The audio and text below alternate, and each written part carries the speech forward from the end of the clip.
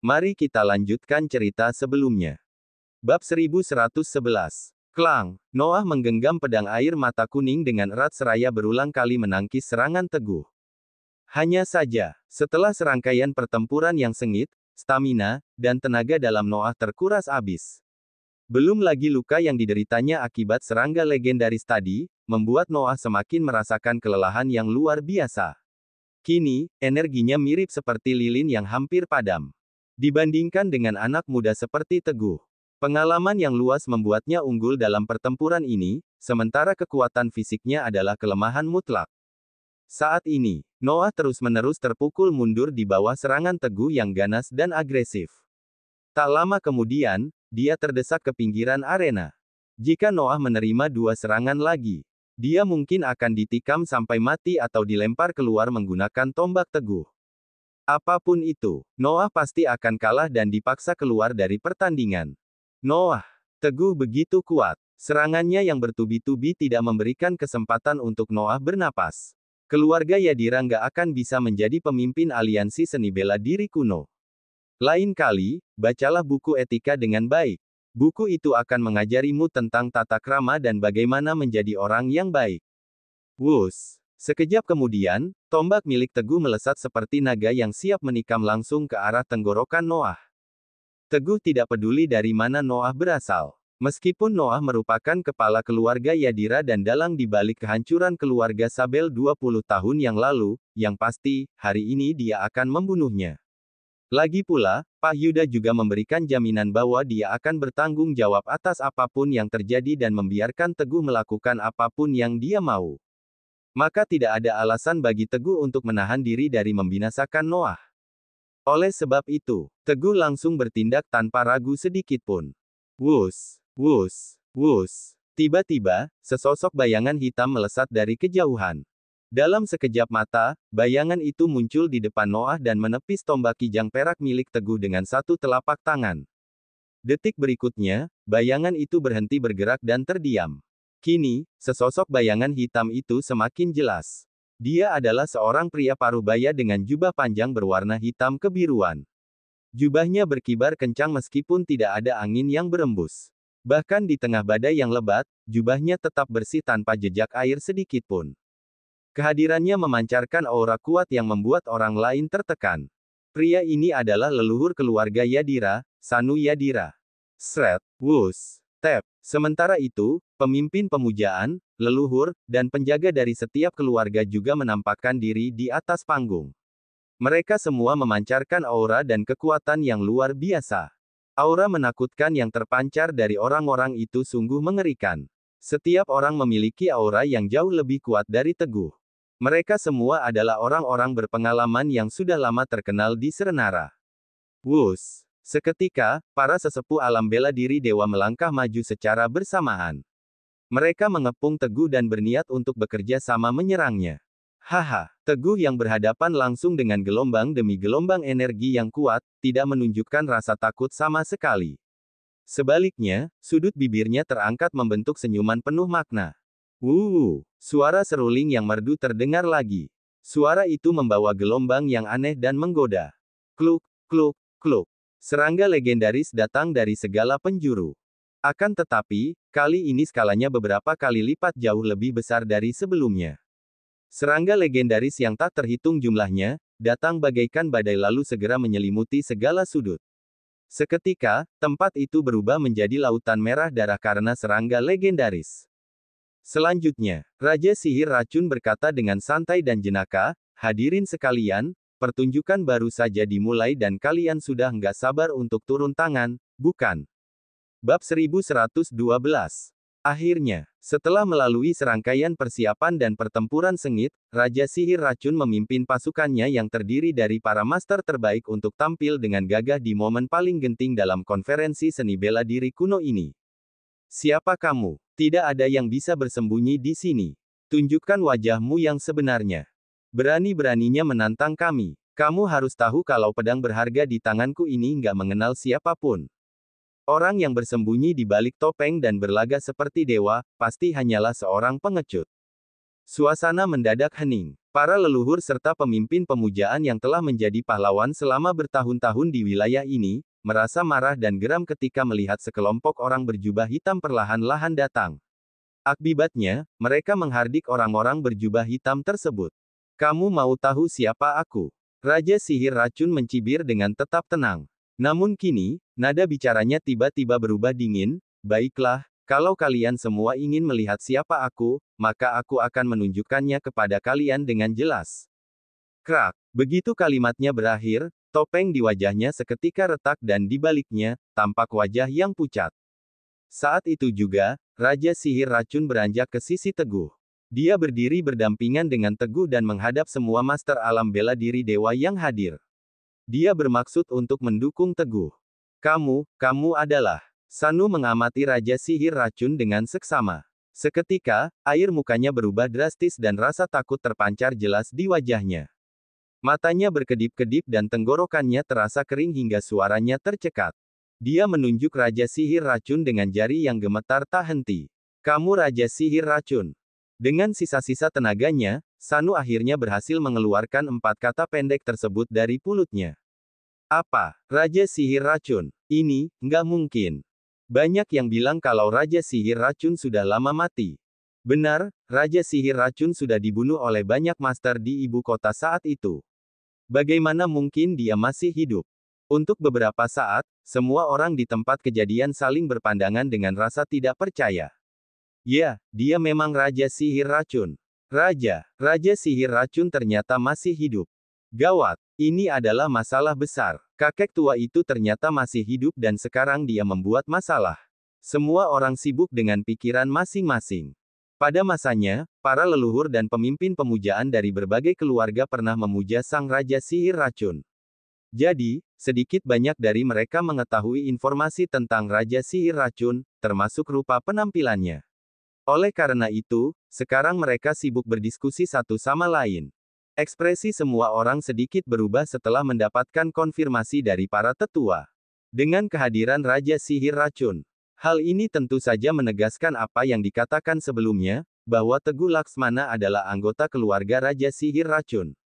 Teguh Laksmana, kamu benar-benar berpihak pada Raja Sihir Racun. Teguh Laksmana, kamu benar-benar Raja Serigala Serenara yang luar biasa.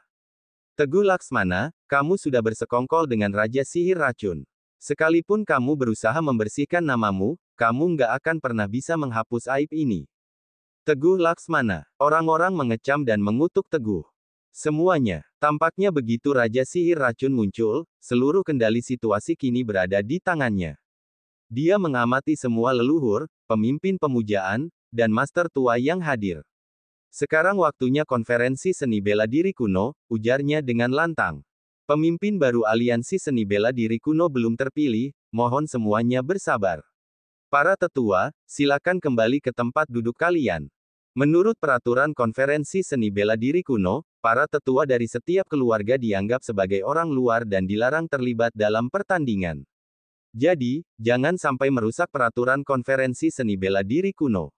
Raut muka para master di lokasi tersebut berubah menjadi muram. Terutama Sanu Yadira dan Noah.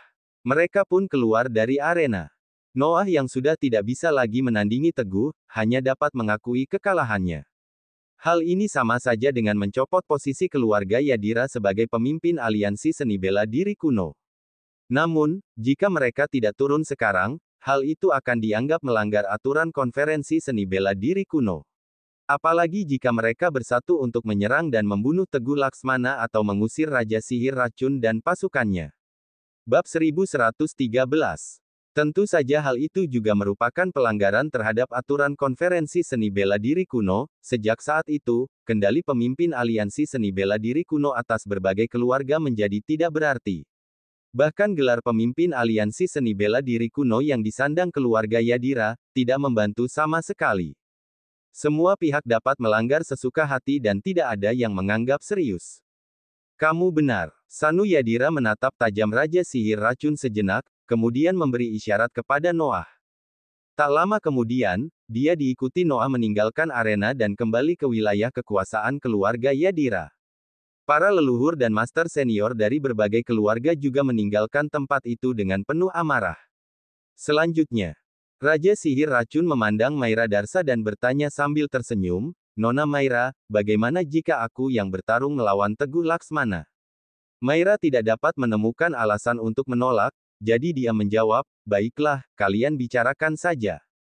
Haha, Raja Sihir Racun tersenyum puas, kemudian menatap Teguh. "Mari." Sambil berbicara, matanya memberi isyarat agar Teguh berkompromi untuk berakting dengannya. Jika Teguh berpura-pura kalah darinya, dia akan berhasil mencapai tujuannya hari ini. Para master yang hadir di bawah sana berpikir tentang hal yang sama. Teguh dan Raja Sihir Racun pada dasarnya memiliki hubungan yang erat, jadi apa gunanya mereka bertarung? Sayangnya, di luar dugaan semua orang, Teguh tiba-tiba mengeluarkan tombak kijang perak miliknya dan mulai bertarung melawan Raja Sihir Racun. Setiap serangannya makin cepat, serta terasa semakin kejam dan brutal. Dia bertarung dengan segenap kekuatan, tanpa ada niat untuk menahan diri sedikit pun. Setelah beberapa putaran berlalu, Raja Sihir Racun yang terkejut oleh serangan beruntun dari Teguh Laksmana, hanya bisa terus-menerus bertahan. Kini dia terlihat agak kebingungan. Namun, Raja Sihir Racun sudah lama terkenal akan kekuatannya. Hanya dalam 3 putaran, Raja Sihir Racun berhasil menahan serangan dan melontarkan pertanyaan yang sedari tadi membuatnya bingung, "Teguh, apa yang kamu lakukan? Apa kamu lupa yang kukatakan padamu sebelumnya? Memangnya apa yang kamu katakan?" Teguh menatap Raja Sihir Racun dengan tajam dan seketika itu juga dia menyeringai lebar. Giginya yang putih bersih berkilau bagaikan bintang-bintang malam yang dingin. Suaranya pun terdengar menusuk, "Raja Sihir Racun, kamu harus tahu kalau kebaikan dan kejahatan nggak bisa berdamai. Selama bertahun-tahun kamu sudah mendatangkan malapetaka bagi Serenara dan merenggut banyak nyawa rakyatnya. Beraninya kamu bermimpi muluk untuk menjadi penguasa tertinggi. Hari ini, petik 2, selama ada aku di sini, jangan harap kamu bisa mendapatkan posisi pemimpin aliansi seni bela diri kuno." Setelah seruannya yang lantang, tombak panjang yang gagah dan menakutkan terbang membelah udara dengan ringan, dengan penuh semangat serta kekuatan penuh, Teguh menghujamkan tombaknya tepat di jantung Raja Sihir Racun dan langsung menggunakan teknik tombak perak menembus 9 langit level 8. Sial, adegan antara dua orang itu hampir membuat otak semua orang yang hadir korslet. Ada apa ini? Bukannya Teguh Laksmana dan Raja Sihir Racun bersekutu? Kenapa mereka tiba-tiba saling menyerang? Bagaimana Teguh bisa begitu brutal menyerang semua orang, bahkan seorang Raja Sihir Racun yang sakti sekalipun? Kelihatannya bakal seru nih. Kita tinggal duduk manis, makan kuaci, dan menikmati pertunjukan ini saja. Teguh Laksmana, berbeda dengan banyak master yang kebingungan. Sanu Yadira dan Noah saling memandang. Keduanya terkejut tetapi merasa senang di saat yang bersamaan. Baik Raja Sihir Racun ataupun Teguh Laksmana, keduanya adalah musuh besar keluarga Yadira. Keluarga Yadira sangat senang melihat mereka berdua bertarung. Akan lebih baik jika keduanya terluka parah dan keluarga Yadira lah yang akhirnya memenangkan posisi pemimpin konferensi seni bela diri kuno. Teguh. Saat itu juga Raja Sihir Racun memekik marah. Kemarahannya meluap hebat dari dadanya. "Kamu gila, ya? Apa kamu kira aku nggak berani membunuhmu?" Bab 1114. Tepat di ujung kalimatnya, Raja Sihir Racun menyerang dengan pukulan keras.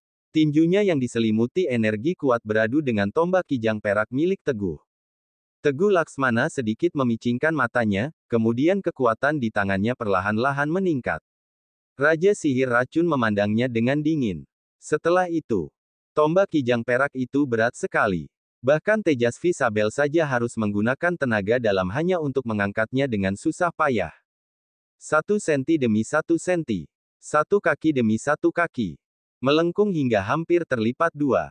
Kemudian, aliran energi yang dahsyat menyerang balik menyebabkan tombak kijang perak terpental. Teguh Laksmana langsung terguncang hingga sudut bibirnya mengeluarkan darah.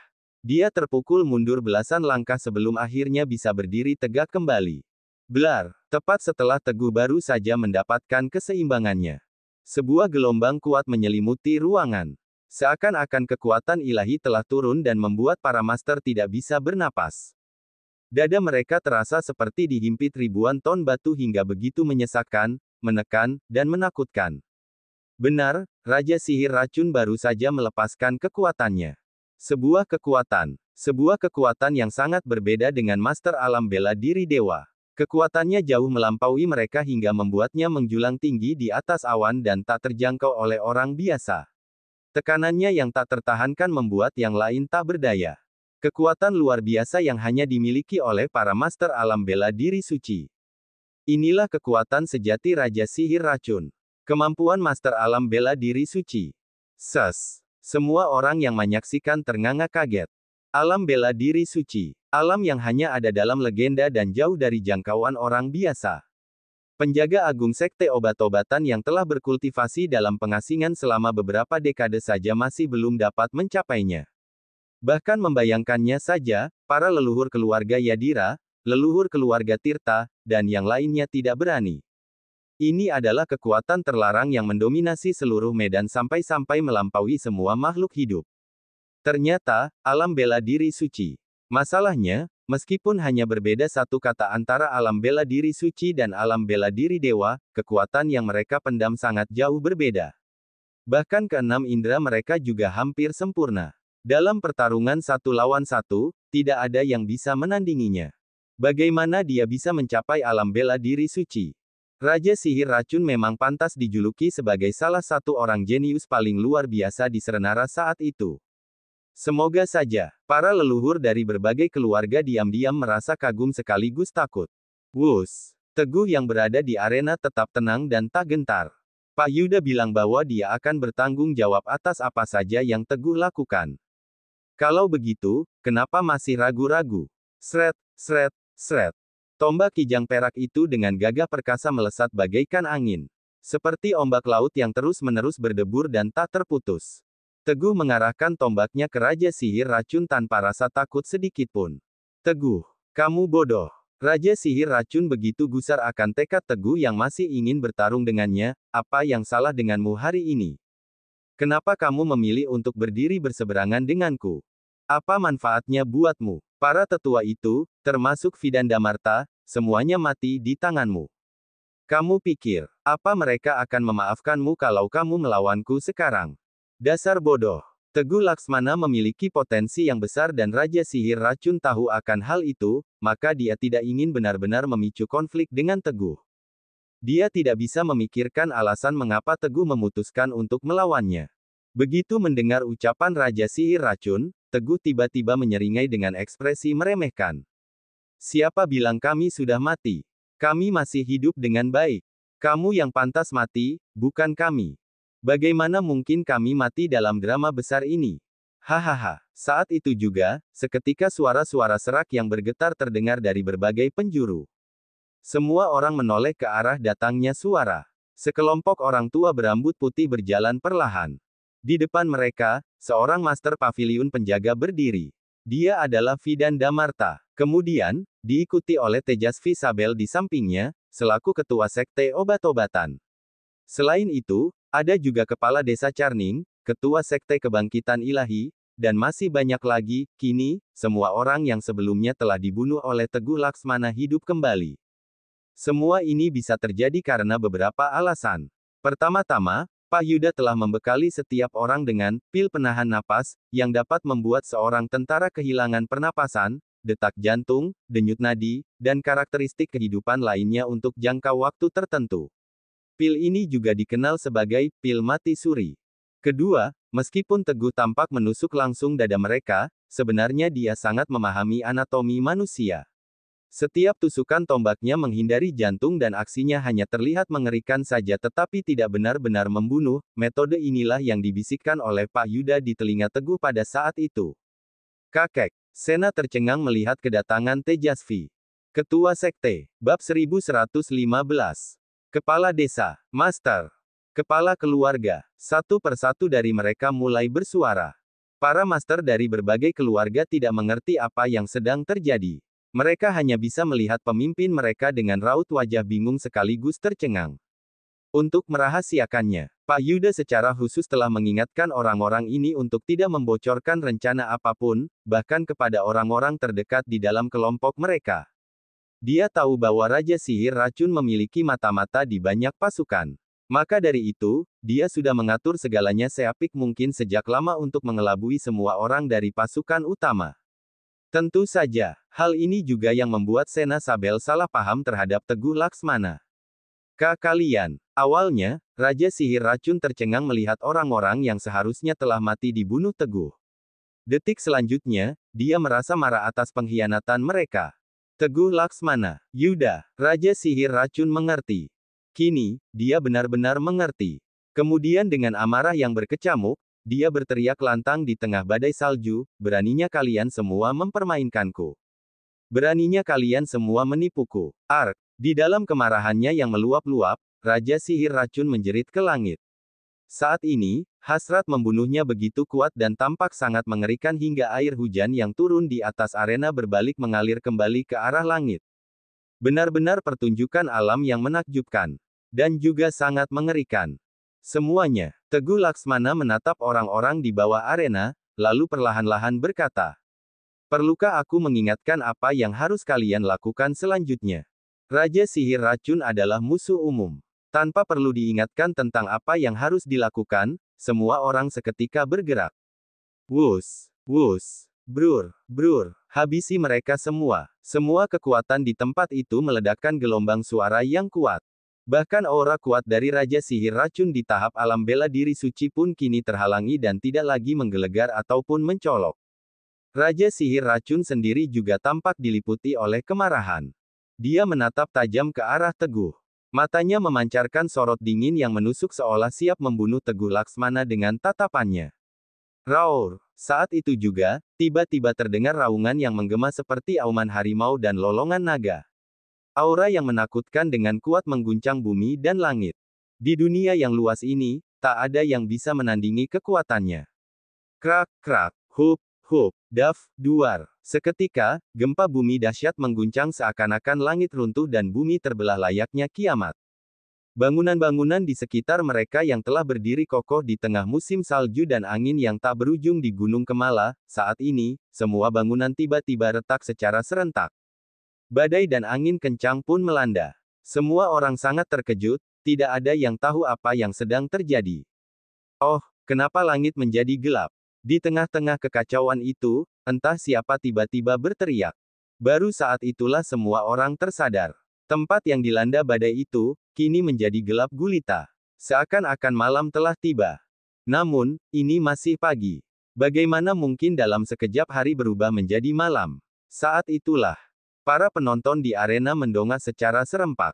Begitu menyaksikannya, mereka tercengang hingga kehilangan kata-kata. Seekor ular hitam besar melayang dengan perlahan di udara. Kepalanya seukuran mobil dengan badan yang menjualar. Butuh 6-7 orang untuk memeluk setiap ruasnya, bentuknya seperti bukit kecil ketika melingkar. Sepasang matanya, bagai bintang di antara kegelapan yang pekat. Meskipun jauh, terasa menusuk hingga ke tulang, haus darah, tanpa sedikit pun rasa hangat, makhluk itu adalah iblis ular yang dilepaskan oleh iblis Jivan dan Pahyuda.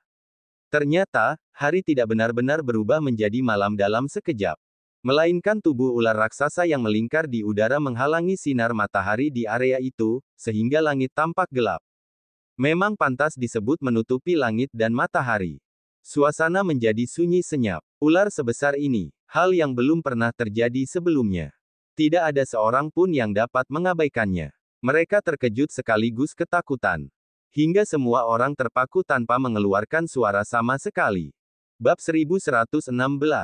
Wus, wus. Sesaat setelah dua sosok muncul dari langit dengan anggun dan mendarat di atas panggung, semua orang di tempat kejadian tersadar dari kebingungan mereka. Mereka adalah Pahyuda dan Iblis Jivan. Mereka bagaikan debu di hadapan ular raksasa itu hingga tidak dilirik sama sekali. Yuda, Iblis, Jivan. Raja Sihir Racun berteriak dengan lantang. Sorot matanya seolah-olah hampir menyemburkan api. Tak lama kemudian, Raja Sihir Racun mengepalkan tinjunya dengan erat dan langsung berlari ke arah Pahyuda. Dia ingin membunuh Pahyuda sebagai bentuk balas dendam atas pengkhianatan yang dilakukan Pahyuda dan Teguh Laksmana terhadapnya. Hanya dengan cara itu dia bisa melampiaskan amarahnya. Buk! Reaksi Pahyuda sangat cepat, ketika Raja Sihir Racun menyerbu ke arahnya, dia mengernyitkan kening lalu menangkis serangan dengan satu pukulan. Tenang tetapi tetap waspada, santai dan tanpa beban. Raja sihir racun yang terbutakan oleh amarah tidak lagi berpikir panjang dan siap kembali menyerang. Raja sihir racun. Sambil menyaksikan amarah Raja sihir racun yang belum juga mereda, Pak Yuda berujar sambil terkekeh, "Jangan terlalu emosional dulu, biar aku jelaskan asal-usul iblis ular ini padamu." Begitu mendengar ucapan Pak Yuda, sosok Raja sihir racun tiba-tiba berhenti dan terdiam di hadapan Pak Yuda kurang dari 1 meter jaraknya. Dia menatap Pak Yuda dengan sorot mata yang dingin. Tatapannya tidak menunjukkan belas kasihan sama sekali. "Pak Yuda, kamu sebaiknya bisa menjelaskan ini semua. Kalau enggak, hari ini aku siap bertarung sampai mati denganmu." Ancaman semacam ini tidak begitu dipedulikan oleh Pak Yuda. Dia hanya melanjutkan ucapannya dengan serius, "Ular ini disebut dengan iblis ular. Konon, ular ini lahir di tempat dengan energi spiritual yang berlimpah dan jarang dikunjungi manusia. Butuh kultivasi ratusan tahun untuk mencapai ukuran seperti sekarang ini. Hati iblis ular ini memiliki kekuatan misterius yang luar biasa dan cocok untuk memenuhi kebutuhanmu. Darah ular iblis mengandung energi spiritual langit dan bumi. Meminumnya dapat menyembuhkan berbagai penyakit, mengusir berbagai racun, dan meremajakan tubuh. Empedu iblis ular bisa membersihkan kantong empedu dan memperjelas penglihatan. Bahkan orang buta sekalipun akan dapat melihat setelah memakannya. Pil iblis ular adalah inti dari energi spiritual iblis ular yang sudah terkumpul selama ratusan tahun. Mengonsumsinya dapat meningkatkan kultivasi seseorang dengan pesat. Sedangkan tendon iblis ular, bersamaan dengan penjelasan detail Pak Yuda, semua orang yang hadir di sana menunjukkan raut wajah penuh keserakahan. Seperti yang diketahui secara umum, para monster dan binatang buas di dunia ini telah mengonsumsi energi spiritual selama bertahun-tahun. Seperti cambuk harimau yang mampu membangkitkan kejantanan pria biasa, membuatnya perkasa dan tak kenal lelah, serta mampu bertempur di ranjang malam demi malam tanpa henti. Bagi para master alam bela diri tingkat tinggi, binatang buas biasa tidak cukup kuat untuk menjadi sumber energi yang besar. Namun, iblis ular yang tidak diketahui asalnya ini, merupakan sumber energi yang sangat besar. Meski hanya semangkuk darahnya, atau hanya sepotong dagingnya, kemungkinan besar semuanya mengandung energi spiritual yang kuat. Setelah memakannya, efeknya lebih besar daripada berkultivasi sendiri selama bertahun-tahun. Selain itu, di antara orang-orang tersebut, banyak orang tua yang sudah jompo. Usia mereka sudah mencapai batasnya dan mereka hanya bergantung pada sisa energi mereka untuk bertahan hidup. Mereka tidak berani bertarung dengan serius karena khawatir energi mereka akan terkuras habis dan mereka akan mati. Namun, jika mengonsumsi daging dan darah iblis ular, pasti mereka akan kembali berenergi seperti usia 18 tahun dan tidak perlu lagi merasa khawatir akan hal itu. Oleh karena itu, bagi mereka, iblis ular adalah obat mujarab yang dapat memperpanjang umur. Sorot mata mereka penuh harap dan berbinar-binar saat memikirkan hal itu, hati iblis ular. Benda ajaib seperti ini memang seharusnya memiliki khasiat yang luar biasa. Saat banyak orang masih ragu-ragu, Raja sihir racun dengan sigap merapal mantra dan tiba-tiba menyerang. Dia melesat ke udara seperti elang dan langsung menuju ke arah iblis ular. Di tengah jalan, titik-titik cahaya berkilauan memancarkan cahaya ilahi yang cemerlang. Cahaya itu merupakan perwujudan dari puncak aliran energi di alam bela diri suci. Cetar, tak peduli sekuat apapun Raja sihir racun. Iblis ular menatapnya dengan jijik lalu mencambuk Raja sihir racun dengan ekornya hingga pria itu terlempar kembali ke bawah. Bab 1117. Wus. Cetar, duar, Raja sihir racun berkali-kali terbentur ke tanah dan tembok. Benturan itu membuatnya pusing, babak belur, dan tampak sangat menyedihkan. Wus, wus, BRR. Kekalahan Raja sihir racun bisa diibaratkan sebagai batu loncatan yang membuka jalan bagi orang lain untuk maju dan mengambil alih. Para leluhur, pemimpin pemujaan, dan penjaga agung dari berbagai sekte bela diri berbondong-bondong menyerang iblis ular. Mereka berniat membunuhnya dan merebut harta karun tersebut. Begitulah sifat manusia. Ketika menyangkut kepentingan pribadi dengan manfaat yang sangat besar, apalagi jika terkait keuntungan yang diimpikannya. Orang-orang bersedia untuk saling rebutan. Pak Yuda dan Iblis Jivan saling berpandangan, keduanya sedikit tercengang.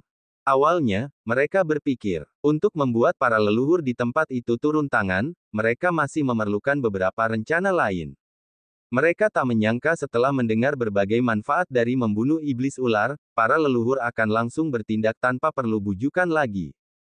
Tentu saja, hal itu sesuai dengan keinginan mereka. Maka dari itu, mereka berdua diam-diam mundur ke balik layar dan mengendalikan seluruh situasi. Teguh Laksmana. Sena Sabel kemudian mengambil sebuah pil dan memberikannya pada Teguh. Ini pil transformasi abadi, sangat baik untuk mempercepat penyembuhan luka karena senjata. Sebenarnya, tidak ada kebencian yang mendalam di antara keduanya. Sena juga mengerti bahwa semua yang dilakukan Teguh sebelumnya hanyalah permainan belaka untuk menipu Raja Sihir Racun. Oleh karena itu, rasa kagum dan sayangnya terhadap Teguh makin bertambah. Dia sudah dikecam dan diburu oleh seluruh dunia bela diri kuno. Dunia ini begitu luas tetapi hanya sedikit orang yang memiliki keberanian dan kelapangan dada seperti dirinya. Terima kasih. Teguh meminum obatnya dan benar-benar merasa jauh lebih baik. Dia kemudian berkata kepada Sena, Rina masih berada di kamar belakang. Dia juga meminum pil penahan napas, maka seharusnya dia akan segera bangun. Cepat pergi temui dia dan jangan biarkan dia datang ke sini. Sena tertegun sejenak lalu mengangguk, baik. Setelah merespons pesan Teguh, dia langsung menuju kamar belakang. Teguh menonton dari dekat di tempat kejadian. Duar. Situasi berlangsung dengan sangat kacau dan berbahaya. Iblis ular ini benar-benar sangat kuat. Gerakan kecilnya memiliki kekuatan besar yang mampu melontarkan para leluhur keluarga lainnya dengan mudah. Tidak hanya melukai dirinya sendiri, tetapi juga secara acak melukai seorang penonton yang beruntung. Namun, meskipun begitu, tekad para leluhur untuk menaklukkan iblis ular itu tidak goyah. Meskipun terluka dan terlempar, mereka hanya berhenti sejenak sebelum bangkit kembali dan bergabung kembali dalam pertempuran. Semua orang percaya, meskipun menghabiskan semua energi, membunuh iblis ular ini akan mendatangkan keuntungan bagi mereka. Tidak hanya akan memulihkan energi, tetapi juga memperpanjang umur mereka. Setelah menelan obat, Teguh duduk bersila untuk waktu yang lama. Sekarang, energinya yang terkuras hampir pulih sepenuhnya. Dia mengangkat kepalanya dan mengamati pertarungan di arena. Tanpa sadar, hatinya tergerak. Iblis ular ini memang kuat. Namun, di hadapan sekelompok leluhur gila yang berjuang untuk bertahan hidup, peluangnya sangat kecil. Sekuat apapun tubuhnya, ular itu tidak akan mampu menahan keserakahan dan hawa nafsu mereka. Akhirnya, setelah pertempuran panjang dan sengit, kekuatan dan daya serang iblis ular sudah jauh berkurang. Tampak jelas bahwa dia sudah berada di ujung tanduk dan hanya tinggal menunggu waktu untuk tumbang. Kesempatan emas. Teguh terus menunggu kesempatan yang tepat. Melihat iblis ular babak belur, dia langsung terbang menyerang. Tombak kijang perak di tangannya berkilau dan mengeluarkan energi yang dahsyat. Ini adalah perwujudan penggunaan tenaga dalam yang mencapai puncaknya. Teguh mengerahkan seluruh kekuatannya dalam serangan ini. Bab 1118. Puff. Tiba-tiba, suara yang merdu namun penuh tekanan bergema di seluruh arena. Tombak kijang perak yang tajam menusuk ke arah iblis ular dengan kecepatan luar biasa hingga menembus jauh ke dalam tengkoraknya. Seketika, tubuh raksasa iblis ular itu menegang. Cetar. Duar. Satu persatu dari mereka mulai bersuara. Para leluhur pun bergerak, masing-masing menggunakan jurus andalan mereka untuk menyerang iblis ular tersebut. Akhirnya, kulit iblis ular yang sangat kuat pun tertembus. His. Di bawah rasa sakit yang luar biasa, iblis ular terus-menerus mendesis putus asa. Dia mulai meronta-ronta dengan sekuat tenaga berusaha membalas dendam dengan brutal. Ekor ular itu bagaikan cambuk besi raksasa yang dihantamkan sekuat tenaga ke tanah. Cambukannya mengarah ke belakang paviliun penjaga, tepat di mana Sena dan Rina berada. Gawat. Melihat situasi itu, naluri Teguh berkata bahwa ada sesuatu yang tidak beres, namun penonton yang bersemangat tidak bisa menahan diri untuk tidak bersorak ketika mereka melihat cahaya kemenangan. Masing-masing dari mereka, dengan penuh semangat menggunakan jurus terkuatnya untuk melepaskan serangan terakhir yang mematikan. Mereka bertekad untuk memanfaatkan momentum ini dan mengalahkan iblis ular sepenuhnya. Raur. Setelah menerima serangan berat dari berbagai arah, iblis ular itu mendesis histeris penuh keputusasaan. Dia menghantam gedung belakang dengan kecepatan yang lebih tinggi dan lebih gila. Tak lama kemudian, dua orang keluar dari gedung belakang. Mereka adalah Sena dan Rina yang baru saja sadar. Tidak ada yang menyangka perubahan ini akan terjadi. Sena dan Rina tiba-tiba menyadari ada yang tidak beres. Kedua orang itu tanpa sadar mendongak ke atas. Tepat pada saat itu, mereka mendapati ekor ular yang mirip seperti cambuk mengarah tepat pada mereka di udara bebas. Mereka yang hanya memiliki kekuatan tingkat alam bela diri raja, langsung terpengaruh oleh sisa-sisa kekuatan iblis ular. Rasa takut mengalahkan tenaga kaki mereka untuk bisa bergerak. Kaki-kaki mereka kaku bagaikan dicor dengan timah. Jangan! Seketika, Teguh berubah menjadi seberkas cahaya merah yang melesat dengan kecepatan luar biasa. Dalam sekejap mata, dia telah menempuh jarak puluhan meter dan meluncurkan serangan tombak dari kejauhan ke tempat di mana Sena dan Rina berada. Kekuatan dari alam bela diri dewa langsung menyapu kedua gadis tersebut dan membuat keduanya terlempar keluar dari jangkauan serangan ekor iblis ular. Namun tanpa disangka-sangka, ekor ular yang seperti cambuk besi itu malah meluncur ke arah Teguh. Regun yang luak punya waktu untuk menghindar, seketika tertampar ekor iblis ular dengan sangat keras. Kekuatan yang tak terbendung datang. Meskipun Teguh sudah mengumpulkan seluruh kekuatannya untuk bertahan, dia tetap saja seperti genangan air kecil yang dilindas truk. Kalah dengan telak, tidak dapat dihentikan. Dia pun terpental keluar. Kemudian, tubuh iblis ular itu mendarat di depan gedung belakang. Duar, set.